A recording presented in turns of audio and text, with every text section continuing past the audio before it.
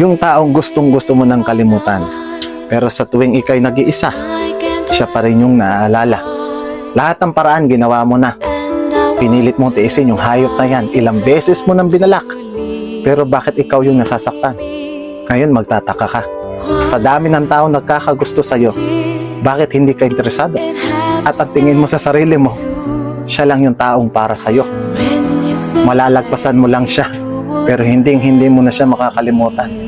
Dahil yung tao na yan, minsan yan naging mabuti sa'yo, at ikaw, minahal mo ng totoo. Kailangan mo lang magpakatotoo. Gawin mo yung paraan na alam mong kaya mo. Kung ipaglalaban mo, o bibitawan mo. Nakakasira ng ulo minsan. Dahil yung taong nagpapaluha sa'yo, ay siya din yung taong nagpapasaya sa'yo. Yan yung pagmamahalan na kayong dalawa lang ang nakakaalam